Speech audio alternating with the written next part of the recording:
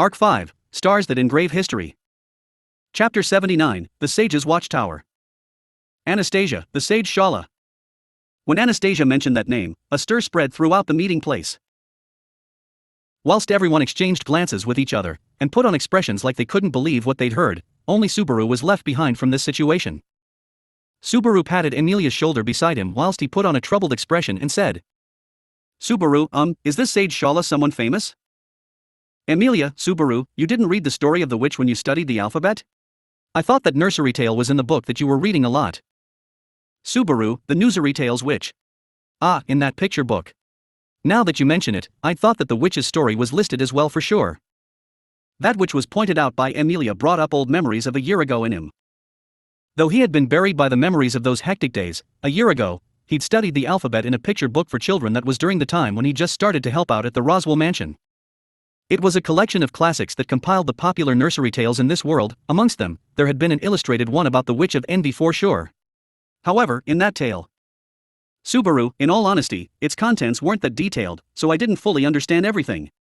The most I got out of it was that long ago, at a certain place, the witch did something terrible. Emilia, was it really that vague? Let me think. The Witch of Envy is the symbol of terror that once brought chaos and ruin to this world. When Emilia had sunk into thought on how she would have had to explain it to Subaru, who had displayed his ignorance, Julius, who was sitting opposite to her, opened his mouth instead of her. Julius, all that was recorded was that she was a half-elf with an infinitely cruel and ruthless personality, and that she had tremendous magical power which she controlled shadows with. Other than that, her name. We only know that her name is Satella. Even now, the scars that being left behind on the world remain strong. Subaru, yeah. Subaru lifted his chin up at Julius' explanation, who'd kept his emotions in check as best as he could. He focused on giving a neutral explanation, but the change in his state of mind was painfully shown regardless, even though no one around them mentioned it. In the meantime, his explanation continued. "Julius, at the great waterfall at the far east of Lugnica, there's a shrine made from magical sealing stones. Even now, that witch is sealed up in that shrine. Whilst she spews out a huge amount of miasma. Subaru, I'd heard that she couldn't be destroyed. But, how could they manage to seal such a powerful witch?" "Julius, that's where the name of the sage from before comes into play." Julius nodded after he heard Subaru's question. The knight touched the sword at his waist, and looked towards the end of the round table right at the red-haired youth. "Julius, 400 years ago, 3 great heroes contributed to the sealing of the Witch of Envy. One of those was the Sword Saint, Redistria, the Sword's heaven-sent child, who was the first to acquire the divine protection of the Sword Saint and the title which Reinhardt inherited. Reinhardt, there's also records that show that Redistria, the first Sword Saint, did not have the divine protection. Not all known legends are unconditionally true. Of course, it's a fact that Reed Sama built the current Istria family and the name of the Sword Saint though. Reinhardt, who was said person's descendant, supplemented what Julius, who was looking at him, had said. However, considering it regarded his ancestor who'd accomplished great deeds that had been left behind in history, Reinhardt's expression when talking about it was somewhat brooding. He also seemed to be worried about Julius when it came to that. It didn't look like he was going to insist on the subject regarding the inherited divine protection. In any case, Subaru, so, the sage was a companion of that Sword Saint, that's the gist I'm getting. Emilia, more accurately, the Sage Shala, and the divine dragon Volcanica. You know, the dragon that protects the kingdom of Lugnica. It's said that it started with a promise whereby Volcanica joined forces in battle to seal the Witch of Envy, and now even to this day still watches over the kingdom. He'd heard the name of the divine dragon Volcanica many times back at the place where the royal selection candidates expressed their determination. In his memories, the blood of the dragon had always been heralded as something able to bring fertility to ravaged earth, let one overcome any disease, and make one either immense or unrivaled. Julius, it's customary to call the Sword Saint, the Sage, and the divine dragon as the 3 great heroes. You ought to remember that. Subaru, whoa, don't get fired up. I get it, thank you for the explanation. Subaru raised his hand at Julius and Emilia, before then taking a glimpse at Beatrice. When she noticed Subaru's gaze, she slowly shook her head. Unfortunately, Beatrice didn't seem to be familiar with the legend from 400 years ago. Beatrice was an artificial spirit created by Echidna, but other than the necessary information to maintain the Forbidden Library, she'd been completely estranged from it. He got the impression that she didn't know the behind-the-scenes circumstances around that matter because she'd been fairly impervious to the ways of the world due to shutting herself in for such a long time. Subaru, I'm sorry for bringing the debate to a standstill. Let's continue talking. But this Sage Shala. After he apologized for interrupting the discussion, Subaru took the initiative to try and bring the conversation back to its original course. But he noticed something strange whilst he talked, and he couldn't help tilting his head at it. He understood the background of the sage Shala, a hero from 400 years ago, but Subaru, what? She's still living? After 400 years? Emilia, is that so strange? I'm around 100 years old as well in reality. Everyone else, On hearing Subaru's mutter, a mystified look appeared across Emilia's face as she put one of her fingers to her lips. The meeting place stirred a little at that murmur, but Subaru on the contrary only replied with a "You have a point." If he slowed down and thought about it, the half-elf Emilia's real age was in excess of 100 years, and Beatrice was a lowly who was around 400 years old. It felt to him like Puck 2 had mentioned that he was 400 years old. In that case, didn't that mean the average age of the Emilia camp was about 100 years old, perhaps? Subaru, putting aside that pretty shocking fact, what about the sage's current state? Julius, they're alive. On that, it seems that there's no doubt. Subaru, seems? Subaru frowned at Julius' unclear response. But Julius was not the only one who couldn't answer clearly, everyone around was the same. Especially those of the royal guard, Ferris and Reinhardt, who looked troubled. Subaru, well, what does that mean? Julius, their whereabouts are known, and I dare say that them being alive is confirmed too. However, no human being has managed to exchange words with the sage, that's the meaning of it, I guess. Subaru, once again, what does that mean? They knew their whereabouts, and even though it was vague, they'd been able to confirm her as being alive. But getting in contact with them was impossible. He thought he could put all of those impressions together, but Julius, currently, the sage Shala is in the tower near the witch's shrine, and has always secluded herself there so to stop those who plan to revive the Witch of Envy. Always, since that time. Subaru, for 400 years? Julius, for 400 years. It was an absurd story.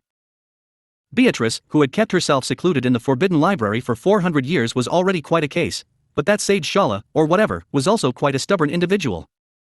Ferris, the tower which the sage Shala lives in, that's the Pleiades Watchtower, right? There, the esteemed sage continues to toil night and day so to prevent the witch's revival. Subaru, the tower's name makes me think of something, but it's of no importance, do continue. Ferris, even if you're telling me to continue, that's pretty much it, you know? The sage Shala gives it their all and continues to watch over the shrine to ensure the peace of the world, that's what is said. And that is that, Ferris said whilst clapping with a sullen look on his face. Even if he said that was the end, it was clear from his attitude that the story hadn't completely finished there, considering that what he'd said couldn't explain the funeral-like mood around the meeting place. Naturally, there must be some reason why they were like that. Subaru, then, by any chance are they a troubling individual? Anastasia, to ensure peace in the world, the sage Shala continues to watch over the witch. Their name is known far and wide throughout the world. I've known about M2 since the time I was in Kararaji. But at the same time, the sage Shala is also known in this other way. Subaru, Anastasia smiled gracefully, pausing between her words for a second. And then, whilst looking at Subaru, who had a bad feeling about this, she spoke.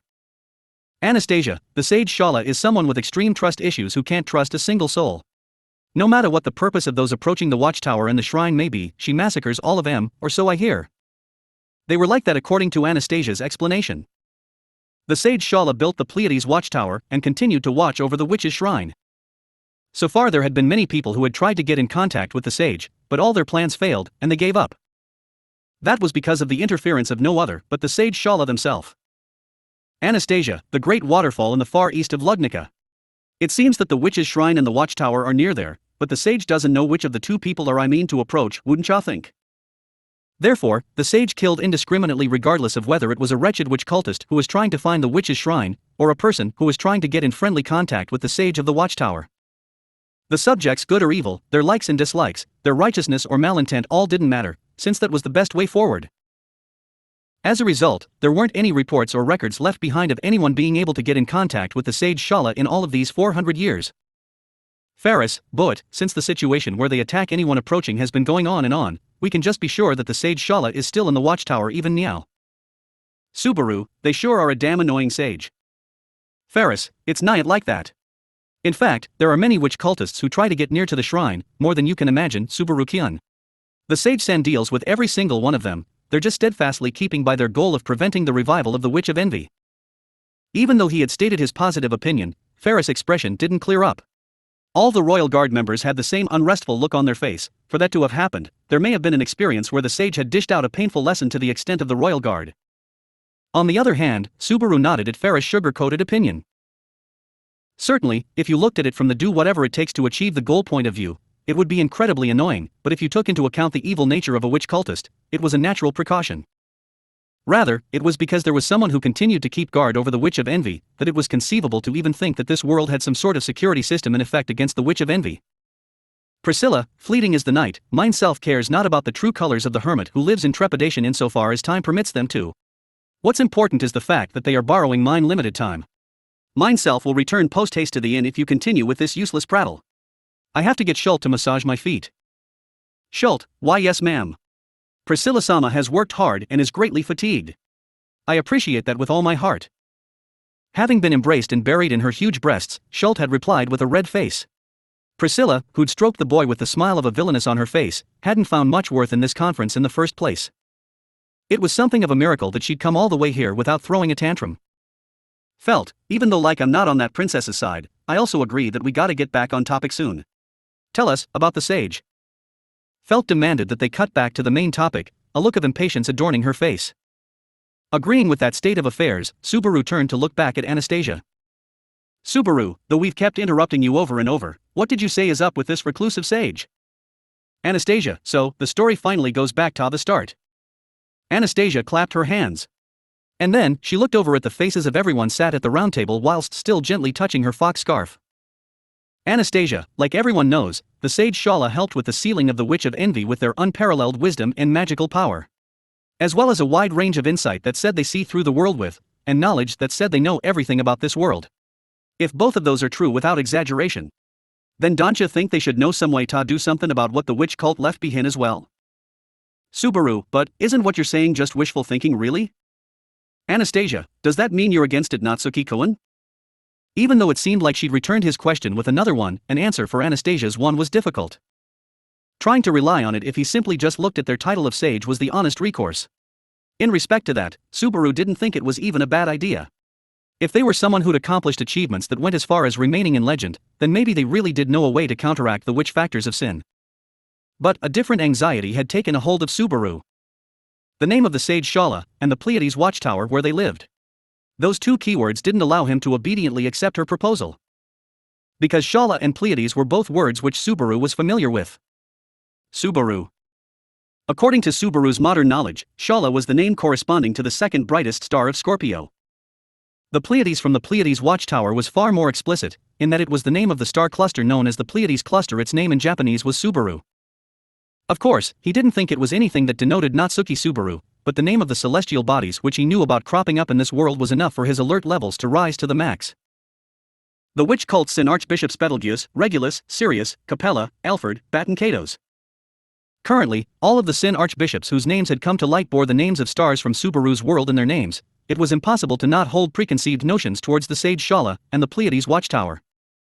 Ferris, putting aside Subaru-kun's dissenting opinion.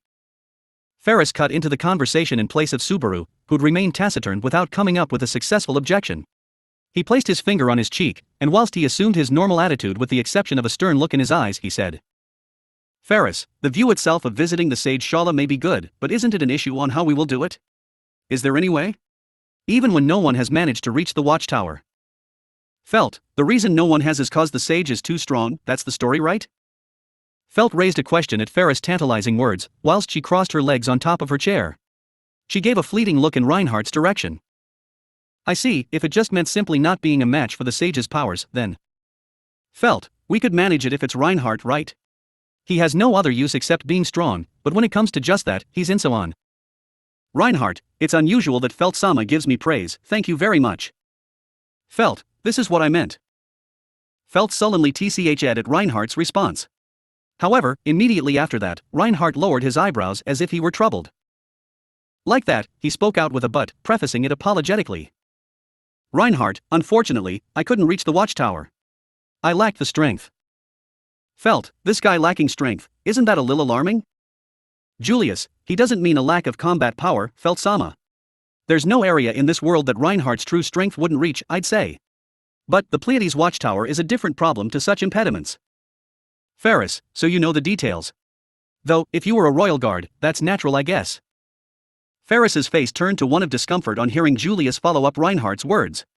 Looking at the strained relations between the three royal guards from the corner of his eye, Subaru spoke out to Reinhardt and said, Subaru, what was your purpose in trying to meet the sage? Reinhardt, it was an order from the kingdom. For a cure for the disease, that it was. It was about 2 years ago. Subaru, 2 years ago. The phrases disease and 2 years ago allowed Subaru to understand the circumstances. 2 years ago from today, the members of the royal family fell ill one after the other to an unknown disease, right at the royal castle. It was an epidemic where no cure was known most likely. They ordered Reinhardt to get in contact with the sage, so to learn a cure for that disease.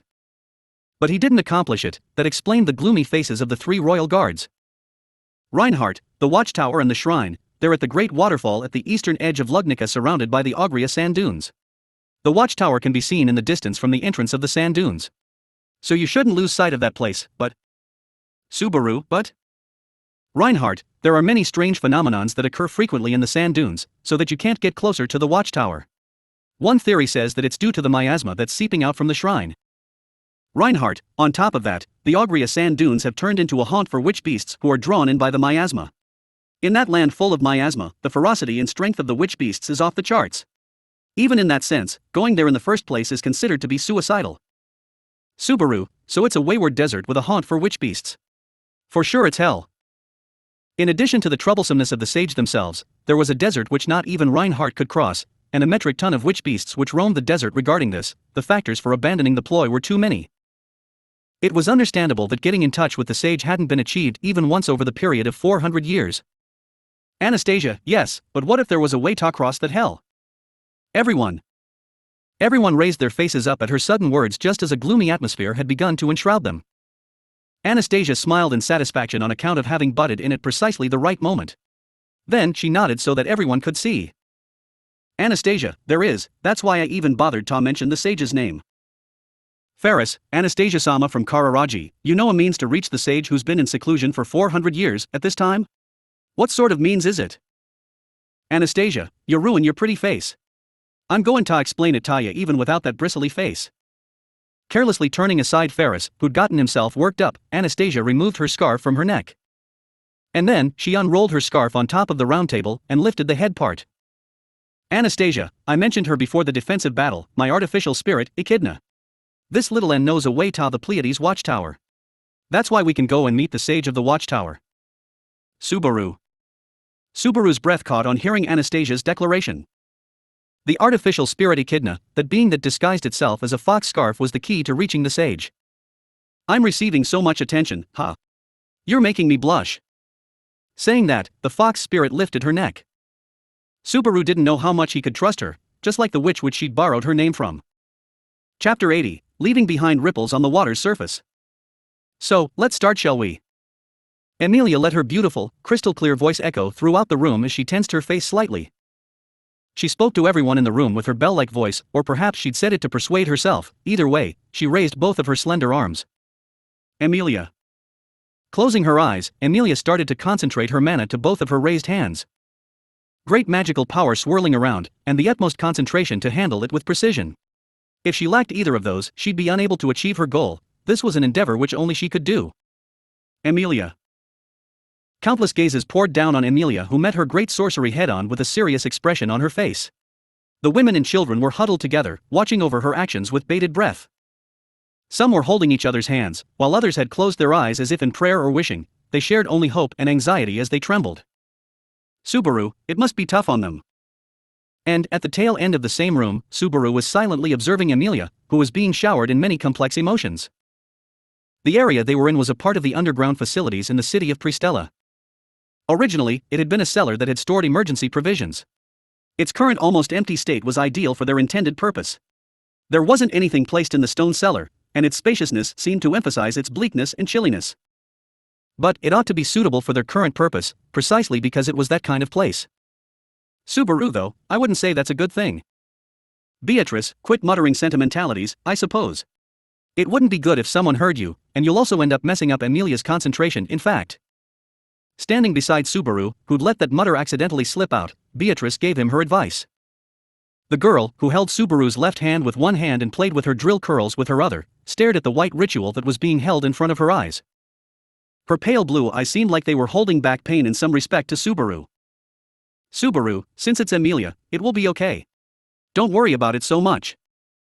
Beatrice, don't get the wrong idea, I suppose. Betty is not worried about Amelia, but about Subaru, in fact. Empathizing with the emotions of literally everybody is a bad habit, I suppose. Subaru, I see. The strength of her hand holding his grew stronger, and Subaru bent his lips into the shape of a at the girl's concern. He knew what Beatrice wanted to say, as well as what she was worried about. However, his decision after he'd understood that was based off his current determination. On that point, he couldn't yield. Even though he knew that it'd just be troubling. Amelia. Away from Subaru and Beatrice's hushed exchange of words, Amelia's ritual continued on. Amelia, who was concentrating with all her might, had beads of sweat trickling down her forehead as she panted out misted breaths. She was giving it her everything in mind and body to control the enormous amounts of mana. A pale blue light originating from in between Amelia's hands began to faintly envelop the cellar. Although the cold air was cold enough to fog up his sight, the chill did not pierce into his skin, it was gentle, as if it were embracing his heart exposed. He'd heard that people who fell into hypothermia and were on the verge of death forgot about the cold. Extreme cold took away from people the ability to tell the temperature correctly, and granted them warmth as a parting gift before snatching their lives away, he'd heard. Subaru vaguely thought about whether something near to that was happening in this white world, but he immediately shook his head, dismissing it as plain stupid. Pale blue light filled the room, and the cold air converged to its center. And in the middle of the light, there was a huge black creature, curled up with its wings folded, a black dragon that was lying down. The strange creatures didn't stop there, there were also flies roughly the size of people gathered around the black dragon. In all, they gave you the impression of a nightmarish scene. However, Subaru didn't feel any revulsion at this scene. No. To be precise, he was strongly aware that he shouldn't feel revulsion towards the black dragon and the human flies. They were victims, innocents without any fault. They were victims of the malice from the Sin Archbishop of Lust, victims who had been transformed into inhumanities. Subaru and everyone else currently didn't know a way to restore their remolded bodies back to normal. That's why they'd chosen this measure. Subaru, it may be that we're just postponing the inevitable, but Beatrice, it will get us time, and even just that can be a salvation, in fact. Since you're trying to hurry things up, your outlook is getting narrower, so you can't see the options that you'd normally be able to. Not being aware of that, or realizing it later. Both of those are cruelties, I suppose. Beatrice replied with something of a monologue to Subaru's mutters. Her small, feeble sigh contained an insightfulness and sentimentality which only those who'd spent a long time thinking could have. Feeling that at the end of her words, Subaru just silently stroked her head without saying a single word back. Beatrice, what is it, in fact? Subaru, it's nothing. No matter how much time they took, they wouldn't necessarily be able to make the right choice. Sometimes, even if you give it some time, there are cases where you wouldn't be able to pick the right choice. Nevertheless, you can act so that the option you choose is the best one. The answer which Subaru had produced to Beatrice's 400 years had been like so. And so he hoped that time which would be brought to the tragedy that struck the city would also be like so. Subaru.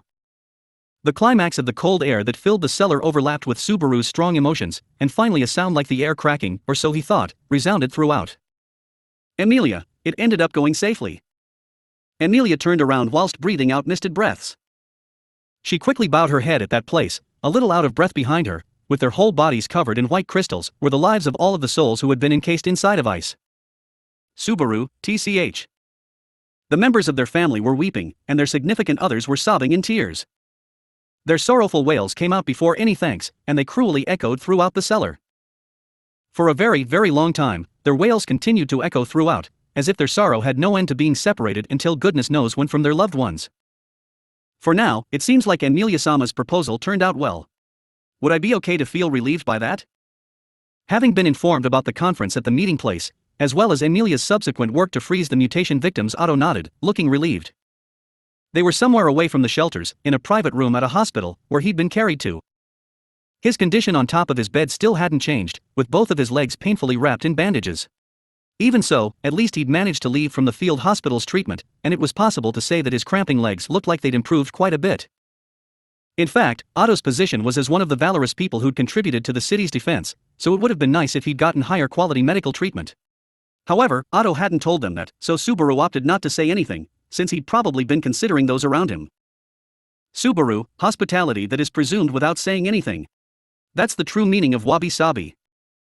Otto, although you're here, Nasuki-san, your mind is elsewhere. It's the same as always, so it's fine, but anyways. Thank you for your hard work, Emilia-sama. Disregarding the nodding Subaru, Otto thanked Emilia for her hard work, who'd come to visit him. She drew her eyebrows down on hearing his thanks and said, Emilia, nah, it's alright. More importantly, I'm sorry for going through with it on my own without consulting with Otto-kun. But it was because I'd thought it was something only I could do. Otto, it's fine. I'm not angry since your actions were undoubtedly precious, good deeds.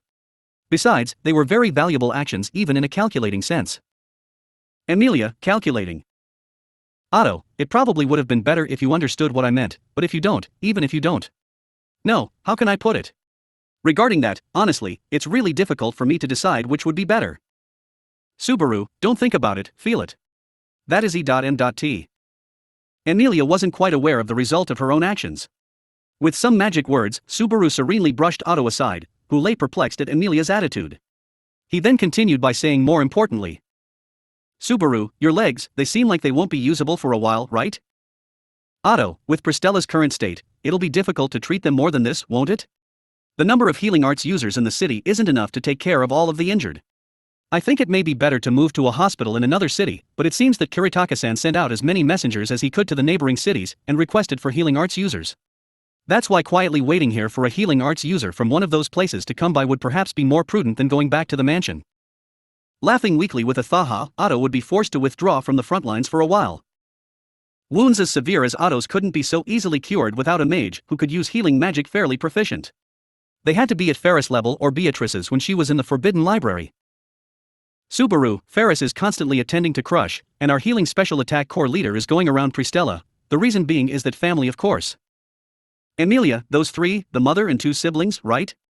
That person who had the form of a dragon is the father, so it was a family of four, I think.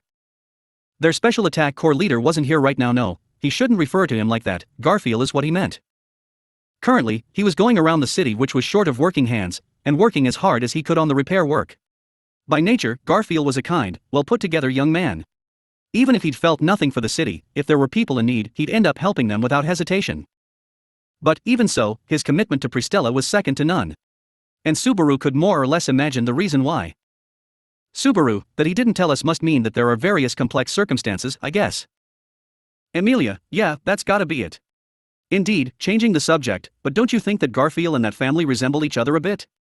Their hair color and eye color are completely identical. Subaru, Emilia-tan, you know that the subject hasn't changed, right? Emilia, Putting the surprised Emilia to one side, Garfield was in such a condition. Under normal circumstances, he himself should have sustained damage that wouldn't be possible to call minor throughout his body, but due to his divine protection of earth spirits and his boundless physical strength, he had no intention of resting. In addition, Mimi, who'd been a pain to her little brothers with her wounds reopening, was also tagging along with him, so there hadn't been any ruckus around. Otto, well, in regards to Garfield's true feelings, one day he will reveal them on his own, I'd imagine. We don't need to try and get it out of him. More importantly. Emilia, Otto, no, since both of you didn't mention it at all, I didn't say anything either, but why does Beatrice-san look so moody? Inclining the top half of his body, Otto turned the flow of conversation to a corner of the hospital room. Beatrice was there, puffing out her red cheeks, visibly shaking her head from left to right with a sullen look in her eyes. Subaru nodded and responded with an to that question. Subaru, it's because of that, you know. She's in a bad mood because we went to the restoration artist on your errand and ended up being turned away. When you look at it from multiple perspectives, wouldn't it be your fault? Otto, no. You're going too far there, isn't that right, Emilia-sama? Emilia, you're right. It's a contractor's natural obligation to take care of their spirit. So, the one who needs to cheer Beatrice up has gotta be Subaru. Subaru, you mentioned cheering up, but even when you say that, I don't have many memories of Emilia-tan taking care of Puck. Emilia, don't nitpick with that. Besides, I've done tons of stuff when Subaru wasn't there to see. Like grooming his fur, cleaning his claws, cuddling him to sleep. It was doubtful whether that could be referenced as a format on the way of associating with spirits, but Emilia's expression when talking about Puck had turned cheerful. Ever since his sudden parting back at the sanctuary had stabbed her, she'd had a strong expression of grief whenever she recalled Puck, but it seemed that stage had passed too. A crystal stone made of colorless great magic stone adorned Emilia's chest. The same design that she always wore before she was separated from Puck, combined with the beauty of her expression, she had gone back to looking like the same old Amelia. She touched the crystal stone with one of her slender fingers and said, "Amelia, I still don't have enough power to bring Puck back right now, but mine and Puck's contract hasn't been severed, so we can meet again when I accumulate enough mana so that he can manifest. So, just a little bit more patience, eh?" Subaru, that too was thanks to one of Biko's achievements and, well, thanks to Kiritaka's kindness. The reason why Subaru and the others had come to the city of Pristella in the first place had been to obtain a great magic stone. The reality should have been that he'd turn it over or not after some negotiation, but the negotiations had ended up taking an inconceivable detour. In any case, they'd gotten one at present and were very satisfied. Subaru, so you cheer up too, Biko. Beatrice, I'm not moody, I suppose. It's your misunderstanding, in fact. Humph. Amelia, oh, Beatrice, how adorable. Going all the way to letting out an easy-to-understand sound effect, Beatrice turned her face away from Subaru, who was trying to get her to cheer up. Subaru too was in agreement with Amelia, who was feeling the butterflies behind him. However, whether they could talk about her cuteness or not was yet another matter. Otto, it seems that Mr. Darts is a person with a craftsman's temperament, doesn't it? He can't leave a job half done once undertaken. I understand that sort of thing. Subaru, but still, let's think about how his professionalism has been taken to too much of an extreme. It seems like this guy was working in his workshop all throughout the chaos, doesn't it? He's too much of a workaholic. Otto, that's the craftsman in him, you see. Subaru, the craftsman in him, huh? He didn't really know why Otto seemed to be proud, but when he said that, it seemed to make him feel good. Boys were such simple creatures. A craftsman's temperament was cool. However, Beatrice directed an angered look at the nodding Otto and Subaru and said, "Beatrice, yes, but that doesn't mean he should completely ignore his client's words, I suppose. Even when I said I'd pay him double, he didn't say a single damn word, in fact." Subaru, giving any indications of listening to what a little girl is saying as she slaps your cheeks with a roll of bills would only work as a reward for those who aren't professionals that are well versed in their trade. You tell her too, Amelia Tan. Amelia, yeah, you shouldn't think like this, Beatrice. If you are going to waste money, I'm going to have to end up confiscating your pocket money. Beatrice, what rude treatment I'm getting from both of you, I suppose. The indignant Beatrice grabbed one of the curtains, wrapped herself in it, and hid herself behind it. Following that, Amelia couldn't resist anymore and hugged Biko on the curtain, making her yell out, "GNNNYYYA!" in fact. Putting aside their cheerful intermezzo, it wasn't like he didn't understand Beatrice's feelings. That which Otto had commissioned to the restoration artist Darts, and Subaru, and the others had tried to recover was the damaged Book of Wisdom. It was the origin as to why its owner, Roswell, had tried so hard to interfere with the future in advance of Subaru. It was natural to be interested in its contents. Subaru, although his interference is subtle, it's since the slippery nature of that guy goes hand in hand. Even though his sabotage had been discovered, Roswell's attitude on the surface hadn't changed from before. Of course, since he had schemed behind that easygoing attitude, remaining alert was essential. However, it was also true that he had an air to him that seemed like the poisonousness had slipped out. Nonetheless, it wasn't the same as going as far as being able to call him a collaborative ally who'd take the role of a bystander. Subaru, if we can at least see what's lying ahead with the Book of Wisdom. If they were able to hold belief that Roswell was not planning anything, regardless of the past, it would be safe to walk the road ahead together. It'd probably also have a bit more of a positive effect for the future of the camp. Subaru, that's why I want to insist on it. Otto, even when I don't endeavor to make such excuses, I and Emilia-sama have more or less the same opinions as Natsuki-koen, so on that point we're fine. Just Garfield, well. He has his personal enmities, so even if he knows the facts, his attitude may not change. By personal enmities, was he really referring to the sanctuary or Ram? Without touching that subject, Subaru gazed over at Amelia and Beatrice, messing about. Subaru, that book is no stranger to Beatrice either. So, I think I would like to confirm it if it's even possible. Taking her out from the forbidden library, and leaving the past behind are different problems. Otto, did you know that many times I thought about trying to consult with you? Subaru, I ain't blaming you for that, you know. He thought that recovering the Book of Wisdom, trying to restore it back to normal, and trying to do it all on his own was a good judgment on Otto's part. And fundamentally, it was hardly ever that Otto's considerations failed.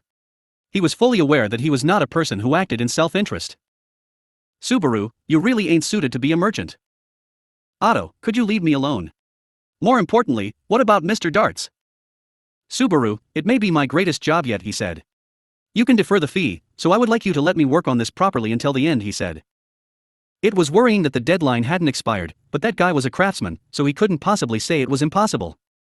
He wanted to believe that he was not the type of craftsman who'd grumble even after the deadline passed.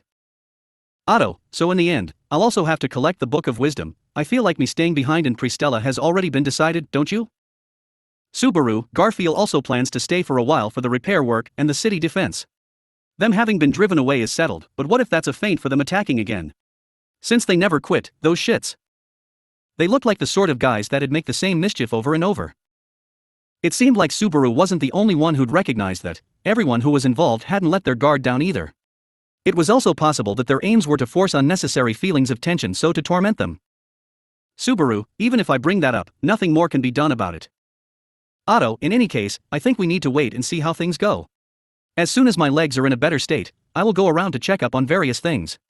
However, Otto broke his words off there, as he discussed his future plans.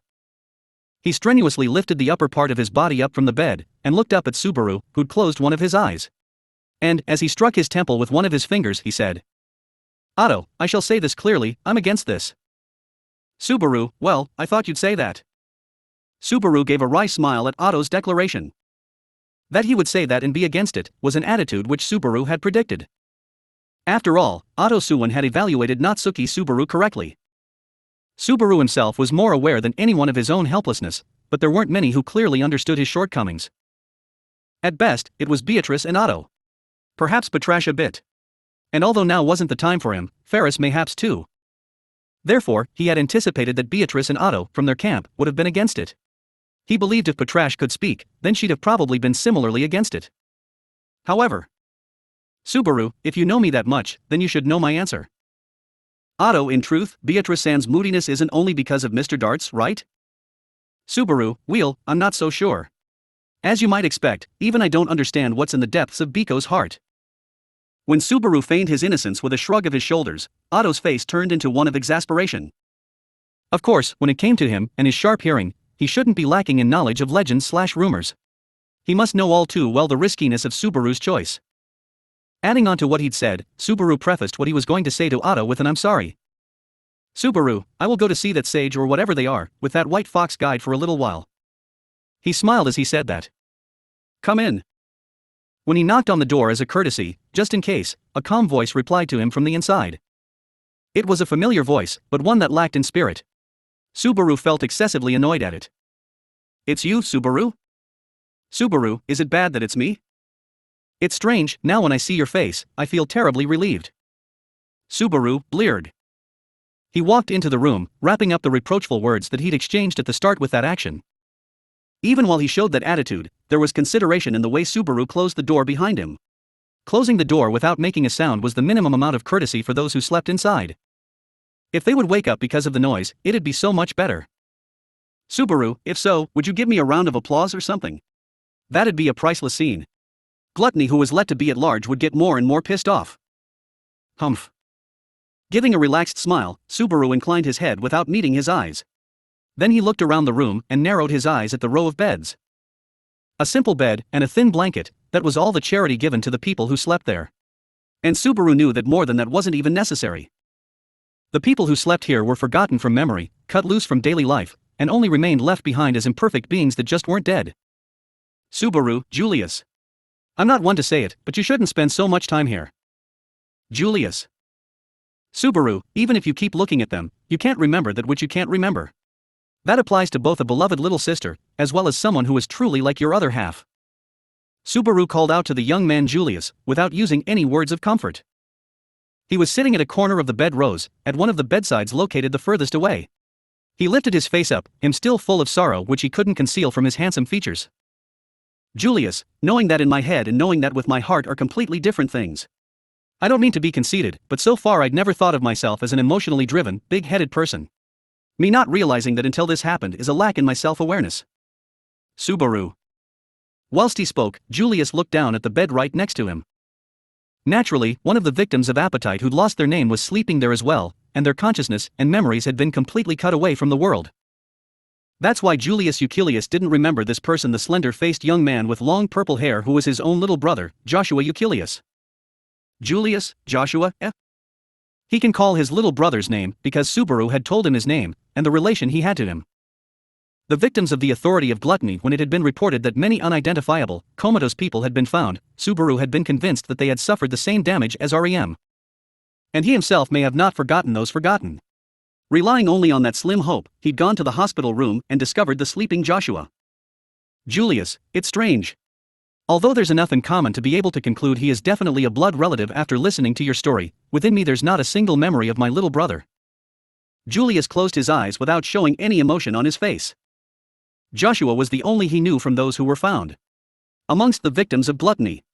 He couldn't find the other 30+ victims even in his memory, and thus they continued to sleep without anyone even mourning for them, or worrying about their well-being. If you thought about it, you could probably say that Joshua, who had his big brother worrying about him, was one of the lucky ones. Even in these circumstances, where he was forgotten by the big brother he loved so dearly, and said big brother went to the hospital room so to cling on to his brotherly love and name only, and called out to his little brother without true emotion. Even if he was forgotten, even if he forgot him, even if he wasn't there in his memories, even if there were just facts, it was just heart-wrenching. Subaru, fucking hell. He should have known. He really should have. That the sin archbishop of gluttony's authority was the most despicable evil in this world. Along with wrath, who twisted people's emotions at will. Along with lust, who broke people's dignity as well as their form, before then trampling over them. Along with greed, who denied everything besides himself, imposing his egocentric sense of omnipotence. Along with sloth, who indulged himself in using the word diligence to paint over the lives of others with his selfish love. They were the worst evil without doubt, not a single one of them deserved to live. How could he stand those beings that profaned the lives of absolutely everyone like gluttony did? Subaru, staying here will only make you feel depressed. Don't make me keep saying it. Only unpleasant things passed through his mind. He had put that irritation into words and called out to Julius. When he heard those words, Julius stood up and touched his forgotten little brother's slender chest and said, "Julius, he's breathing. He's alive. It's strange." Subaru, yeah, that's right. But he doesn't eat, nor does he need to go to the bathroom. He also doesn't need to take a bath. He doesn't laugh either. Julius, he doesn't feel the sorrow of being forgotten. Either. That may be a blessing. Subaru, a blessing. Subaru raised his eyebrows in response to that word which Julius spilled out. Looking back at him, Julius slightly curved the crooks of his lips up, and whilst giving a weak smile he said, "Julius, if you don't realize you've been forgotten, you needn't fear the anxiety of being left behind. It's really hard to bear having what should have been close relationships with people being cut off from one side." Subaru. Julius, Subaru. Being forgotten and forgetting. I wonder which of those is the most painful. Subaru, how? Subaru's throat clogged up at that question. It didn't clog up due to the answer. He'd had the answer ready in an instant. So what had obstructed Subaru's words hadn't been bewilderment. It had been fury. Subaru glared at Julius, who had a cynical smile on his face. Subaru, how would I know? Don't mess about, stop absorbing yourself in these things. Julius, Subaru? Subaru, forgetting, being forgotten, to hell with both. Don't try and order such painful things, are you that negative? Making that damn face like you're the most unfortunate person in the whole world. Want to try and compare your misfortunes with mine so far? Whatever the case, I would win. Julius. Julius became speechless at the sudden change that took over Subaru, who had raised his voice, jabbing his finger at him.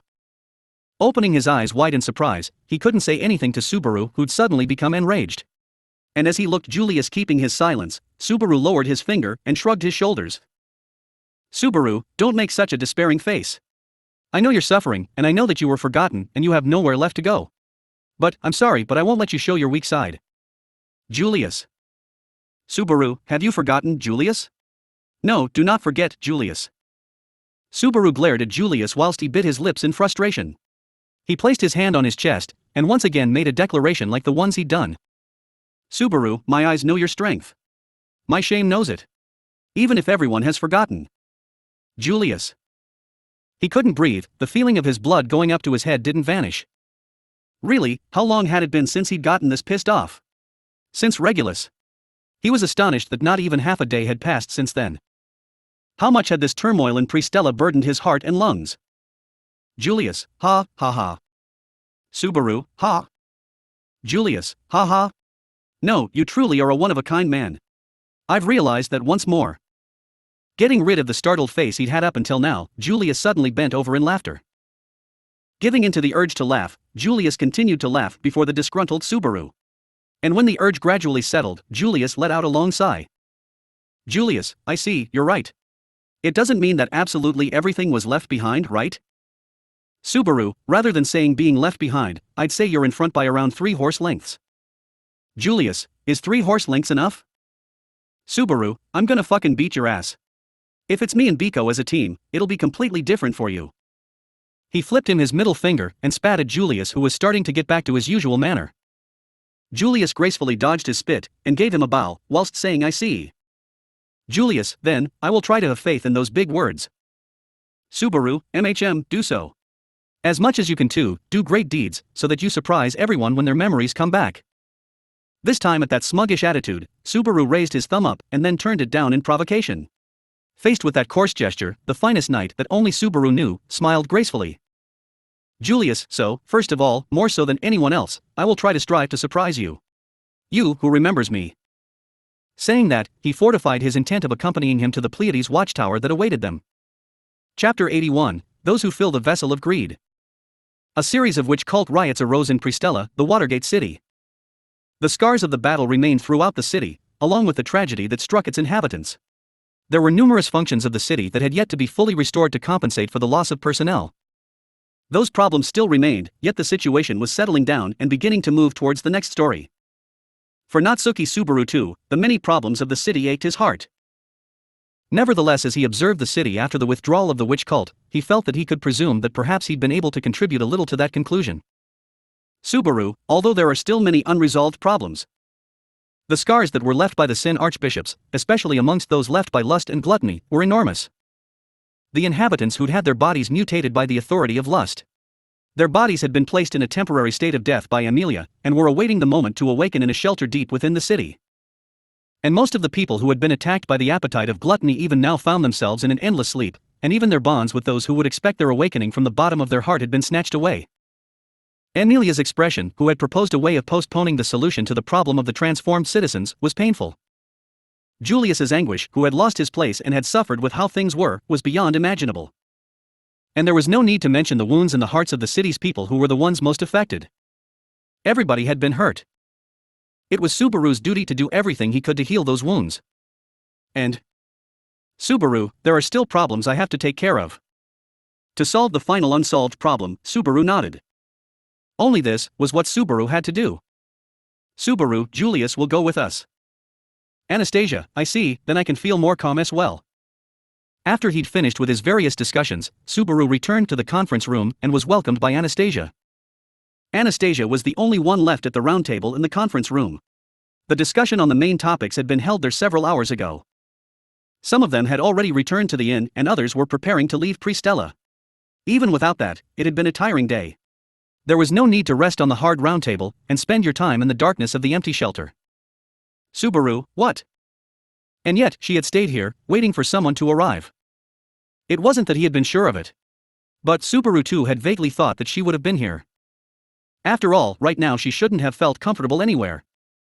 Subaru, with this, those who are aiming for the Pleiades watchtower are Amelia, me and Biko. In addition to that, if we add Julius and you, there are 5 of us in total. Anastasia, aren't you making a mistake in the number of participants? After all, there aren't 5 of us, there are 6 of us. It would be a problem if you forgot my adorable echidna. She unrolled the scarf from around her neck and spread it over the round table whilst making her dance. The white fox scarf was obedient towards her master's harmless game, just like a doll. She didn't just look like it though. Subaru, I didn't forget. That is why we're 5. Anastasia? As he leaned his back against the door of the conference room, Subaru told that to Anastasia, who was hoisting out her scarf. Hearing those words, Anastasia's smile froze. Her elegant smile vanished as if it had melted, and then she tilted her head slowly, pulling the scarf to her lips, accompanied by a mystified look on her face. Anastasia, oh, that's weird. How did you know I'm not Anna? Anastasia's tone changed completely, so much that it was clearly noticeable. It was terribly amicable and familiar, but the essential part was completely vacant. Although her voice was the same, it was clearly different. Subaru, if you want to hide it, you should do a better act of doing so.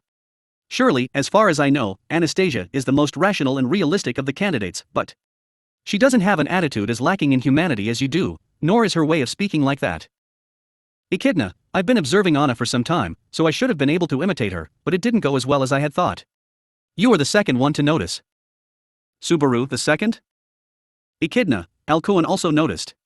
He called me a witch. How could he do such a cruel thing? Subaru, that was quite the fitting term. Subaru felt admiration for Al. Anastasia's Echidna and the witch Echidna were essentially different, but it was impossible that they were not related, there was no doubt in that. Perhaps it had been Al's insight, something only he could have noticed. He was someone summoned to this other world, just like Subaru. If the power of the Witch of Envy was connected to the other world summons, Al could also be related to the witch. Usually, he would have talked to him more about it, but... Subaru, anyway, that doesn't matter now. The most important problem is you, who hijacked Anastasia's body and tried to make it yours. Echidna, saying hijack sounds pretty drastic. At a glimpse, the current situation is bad, that appears to be a fact, but I must say that it is unfortunate that you misinterpret it that way. Seriously, it's painful. Subaru, that way, you make it sound like it's not the case. Echidna, in actuality, it's not true, even if you can't see it. I only borrowed Anna's body, it was inevitable. If I hadn't, it would have been the end for the both of us. After that, I continued to use Anna as a vessel, not out of my free will. Subaru, too long. In summary? Echidna, it was fine to borrow her body, but I can't get out. I see, this is Scarf Dono on this occasion, he'd put it as Eridna, but he'd never thought that Eridna had been unrelated to Echidna, yet in their interaction now he'd sensed no clear traces of Echidna. Even though the way she lengthened things was the same as the original. Subaru, for now, I'll try to listen to your story. Moving his back away from the door, Subaru positioned himself to talk with Eridna. Now that he had uncovered her identity, she couldn't leave him alive. It seemed safe to assume that the danger of her setting that trap had gone. Subaru sat on the other side of the round table, facing Eridna. Subaru, to begin with, borrowing her body? What kind of situation is that? Echidna, to put it simply, I overwrite my existence in Anna's OD, and I borrow her freely, that's the situation. In this state, I can control Anna's body at will, I can also manipulate Anna's gate, which is defective from the start, and use magic.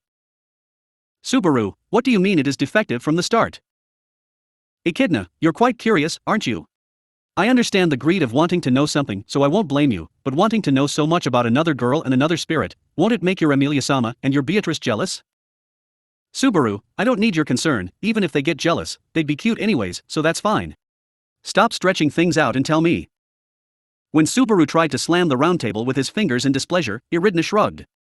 Then, she folded the removed scarf carefully and said Anna is Echidna, a girl who was born with a defective gate. I think you already know that the gate is an organ that absorbs mana from the atmosphere and emits the mana into the body, but the ability to absorb mana doesn't work quite well in Anastasia. She's someone who suffers from chronic mana deficiency. There is a person who has this defect of not being able to release mana, although you should already have an idea of who I am talking about. Subaru, I don't know if that's bad or not, and I don't know who you're referring to either. Echidna, oh really? That is unexpected. By the way, the one who has the deficiency of not being able to release mana is the descendant of the Sword Saint.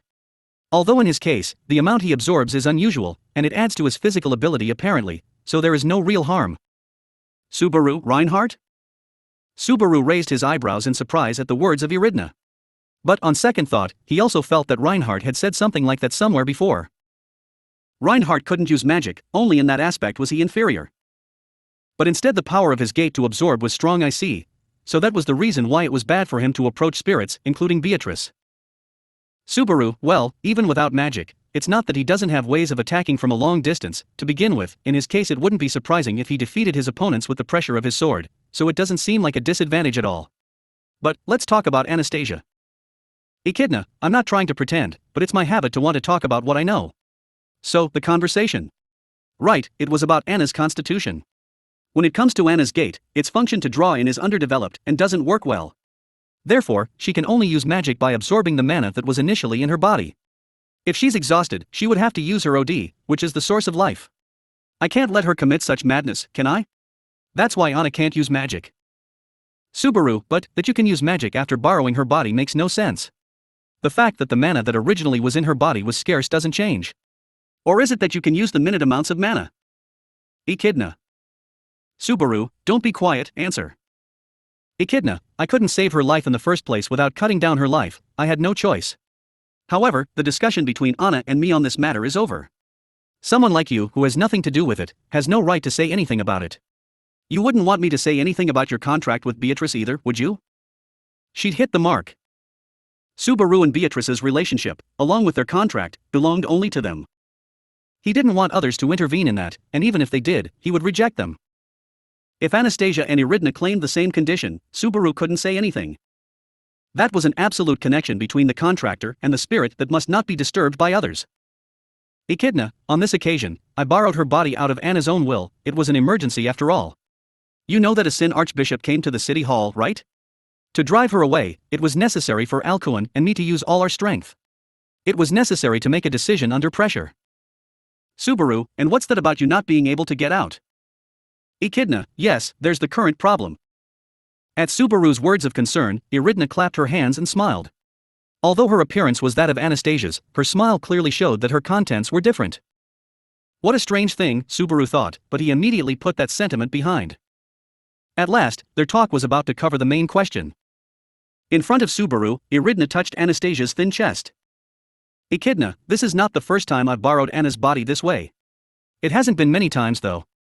Anna and I don't have an official contract. That's also because of the problem with her gait. I didn't want to put a constant burden on Anna. Although even among spirits, I pride myself for being someone who consumes little energy. When it comes to just being there, I don't need mana from a contractor. Subaru, I see. My Biko wants to hold my hand 3 times a day. Echidna, 2 of the times is just because she wants to take your hand, probably. It's all about intimacy, so, about our talk, there weren't many occasions where I borrowed Anna's body in such circumstances. At most, this must be the 4th or 5th time. My relationship with her has lasted for almost 11 years now, so it's not so surprising, is it? Subaru, well, who knows? Considering that you say it's at a pace of once every 2 years, isn't that as low as the rate you catch flu at? Echidna, that's harsh.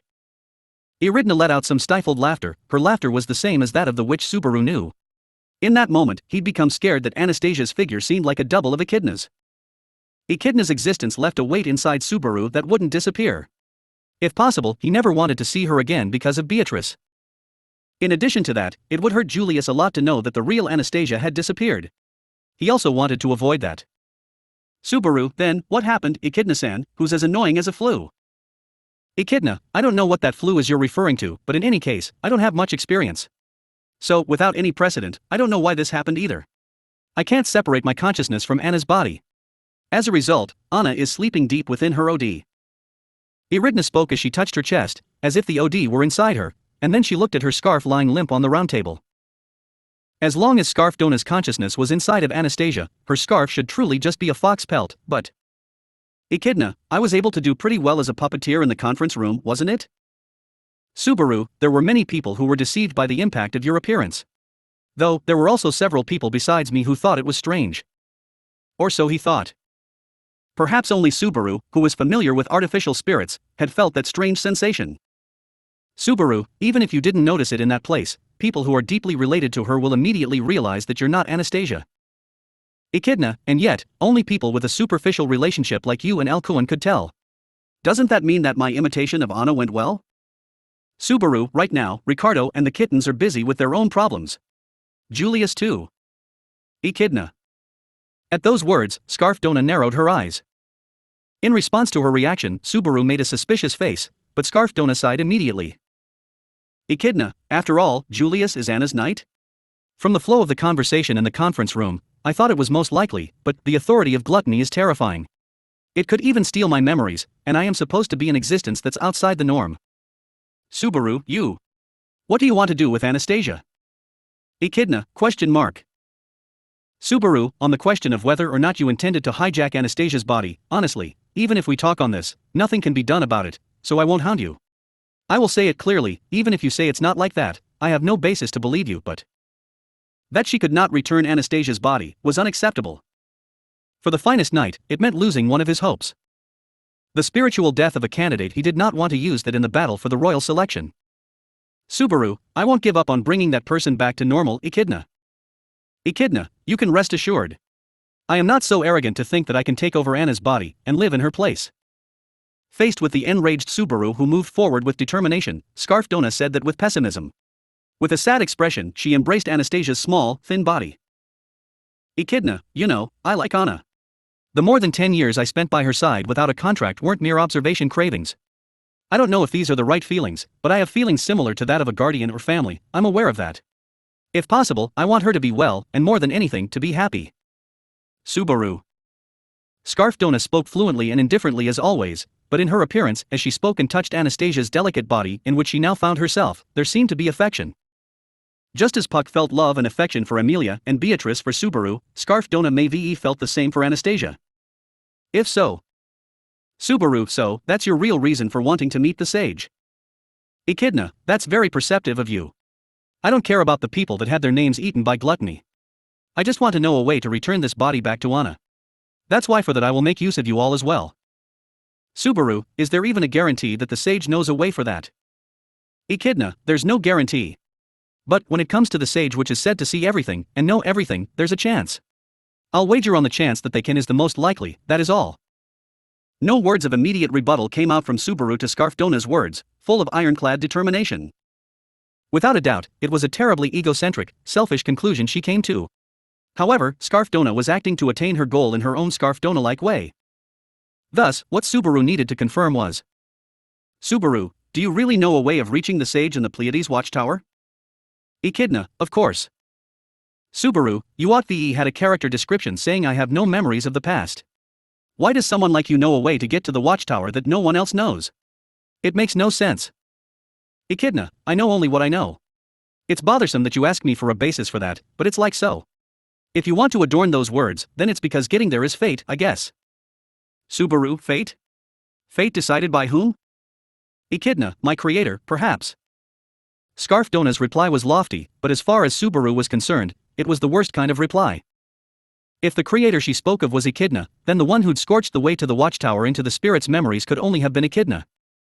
That meant that there was something related to Echidna in the Pleiades Watchtower. For sure, that gave him a bad presentiment and a certain expectation towards the sage's knowledge. Echidna, I wonder, did that convince you? Scarf Dona inquired this of Subaru, who'd remained silent, having come to that one conclusion. Whilst hesitating on whether to agree immediately, Subaru let out a long, deep sigh. Subaru, not that I'm extremely convinced, but at least I do understand. You have your own goals and things you need to do, and it doesn't interfere with our own goals. Echidna, indeed.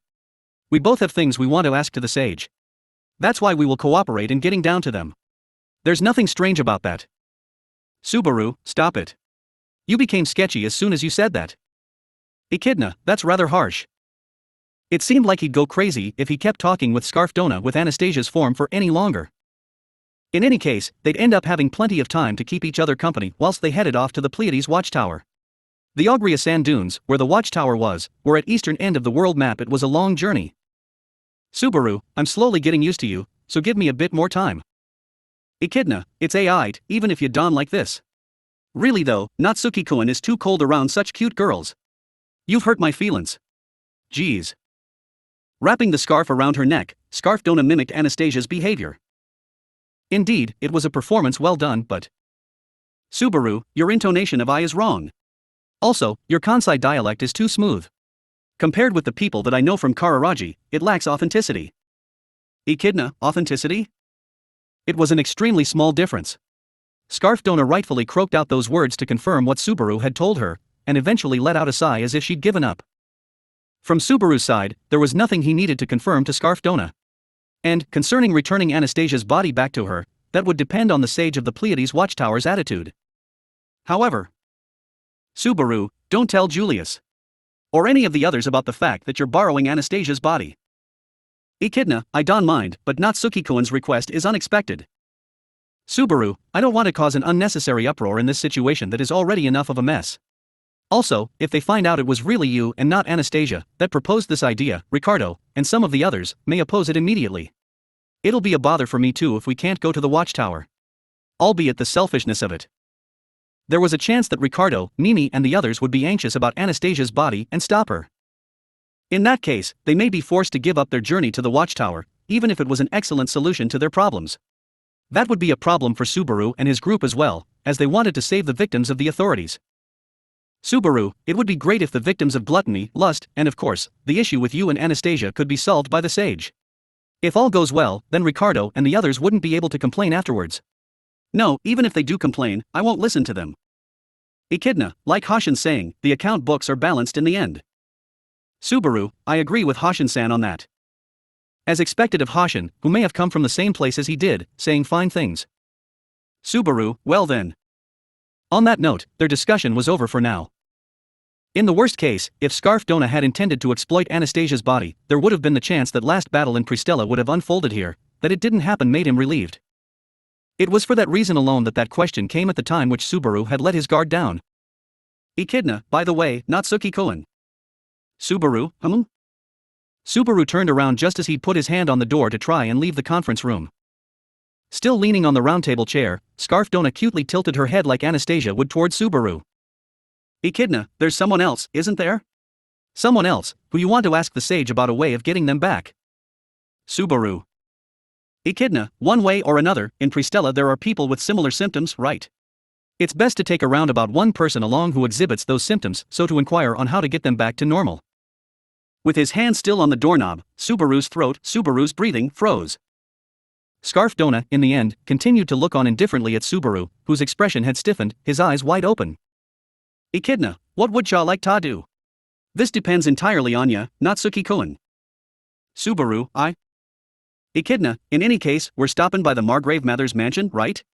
If we don prepare for the trek across the Ogria sand dunes, we won get the approval ta be able ta go to the Watchtower. When we do that, your sleepin' beauty oughta be there. Subaru. Echidna, I don't think it's a bad thing. We'll save everyone, it's just about who'll be the first amongst em. It'll be okay if not Suki-kun allows this sorta luxury. Scarf Dona's indifferent voice, for some reason, seemed like a terribly demonic temptation for Subaru. He understood what she was trying to say. And though, without a doubt, he wanted to follow with what she'd said, he wasn't able to reply back to her immediately. Surely that was because. Subaru, Hook. On hearing his name being called out, Subaru looked up in surprise. Amelia and Beatrice stood in front of Subaru, whose breath had caught inside his throat. The two of them widened their eyes at Subaru's reaction, and Amelia tilted her head and asked him, "What's the matter?" Amelia, you said you would go and see Julia-san, you said that, but since you weren't at the hospital ward, I ended up getting worried. What have you been doing? Subaru, no, nothing really. You know, with that guy, he was pulling such a long face that I couldn't bear to see him for long. So, it wasn't a change of atmosphere, but a change of view. Amelia, really? I think Julius has a handsome face though. Subaru, Amelia-tan thinks that too? Amelia, but Subaru's face is great too, I think it's a fine face. You know, the kind where the more you look at it, the more you like it, or yeah, I think that sort of thing. Subaru, that follow-up is so painful. Amelia fretfully corrected herself, but the way she said it was an issue too. With a bitter smile, Subaru dropped his shoulders. This time, Beatrice, who stood silently by Amelia's side, had something on her mind. Beatrice kept looking behind Subaru, towards the shelter behind him. Just as if she had an inkling about the conversation that he'd had there. Beatrice, Subaru, if you're going to do something dangerous, you should call Betty, I suppose. If I were to leave you alone and it got dangerous, Betty would be beside herself, in fact. Subaru, that's the same affection I always feel for you. Since you're so cute, I get uneasy thinking about how long it will be before you are carried off by a kidnapper who is looking to steal some candy. Beatrice, Betty is not such a cheap-looking spirit, I suppose. Don't make fun of me. Getting rather angry, Beatrice approached up to him to slap him over and over again. As she did, Subaru hoisted Beatrice up into his arms, who let out a surprised fwa and walked towards where Amelia was. Beatrice, re-release me, put me down, I suppose. But put me down without scooting off, in fact. Subaru, that's pretty difficult, so you'll have to stay like this for now. Beatrice's body was light but strangely warm. It was the prevailing view that children have higher body temperatures, but with Beatrice being a little girl, was she also like that? Even though she was a spirit. Amelia, who was by his side, stared at Subaru's face from the side, who was smiling wryly in that manner. As she watched him with upturned eyes, Subaru asked her, "What's up?" Subaru, is it so unusual that me and Biko are playing? Amelia, no. In this last year, it's no longer unusual at all, but I think the current you is making a disconcerted face that was pretty unusual for this last year. Subaru.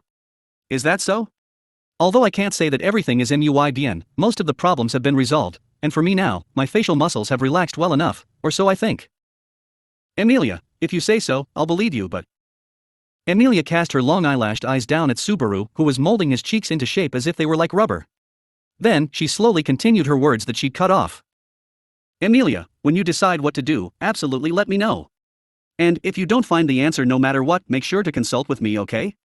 It would be nice if you promised me just that. Subaru, a promise, huh? Emilia, yes, a promise that Subaru is not good at keeping. You are good at making them, don't you think? Subaru, whoa, that's unusually venomous for Emilia Tan. He received a scathing evaluation from Emilia due to the results of his past promises up until now. Then, Emilia, with a faint grin on her face, held out her pinky finger. Seeing that, Subaru instantly slung Beatrice across his shoulder, and joined his own pinky finger with hers as Beatrice screamed out, "What are you doing, I suppose?" Subaru, pinky promise, cross my heart and hope to die. Stick a 1,000 needles in my eye. Emilia, cross my heart and hope to die. TL note, so, I've anglicized this part a bit more, because pinky promises are slightly different in Japanese. In Japanese, the literal thing Subaru said was, finger cut off, 10,000 fist punches, whoever lies has to swallow 1,000 needles. And Emilia replies with finger cut off. Obviously this would sound like nonsense in English, hence the localization. Their fingers separated from each other's. Whilst sticking out her finger, Emilia grinned at Subaru. Emilia, Subaru, how many needles will it be in total with this? Subaru, well, I don't think it reaches up to 10,000. Emilia, in which case, make sure you really don't get up to 10,000 of them, okay? Subaru replied with a curt yet to Emilia's prayer-like words. With that answer, she'd feel an absolute sense of security. Such a thing for Emilia would probably be impossible. She hadn't even planned to make the promise in the first place. That's why her promise now was a warning to Subaru. Echidna, it'll be okay if Natsuki-kun allows this sort of luxury. Scarf Dona's final temptation floated back into his mind. Could Subaru allow this sort of luxury? Could he really allow it? Who would allow that to him? To him, who depended on such things. Subaru, I will have an answer. By the time I return to the mansion, I definitely will. Even so, it is what you would expect from someone who had the same name as that witch. In truth, taking advantage of the weakest parts in people was her forte. Subaru, truly, how odious. Beatrice, you said something right now, I suppose? Subaru, no, with the way I am carrying you, I can touch or slap Biko's bum as much as I want. Beatrice, KYAA in fact. Let go of me, I suppose? Put me down, in fact. Slowly and gently, like you were admiring a flower, I suppose. Subaru, ha ha ha ha. Beatrice, stop slapping my buttocks whilst laughing, in fact. With Beatrice kicking up a fuss over his shoulder, Subaru set out after the slender back who'd gone up ahead of him. Turning her face back every so often, Emilia seemed like she wanted to join them. Although he had been blessed, although he had been saved. If only she were here, he thought, marveling at his own greed. The curtain fell on Natsuki Subaru's battle in the Watergate City. And now, it silently turned to the next story that led to the Tower of Sand. End of Arc 5, Stars that Engrave History.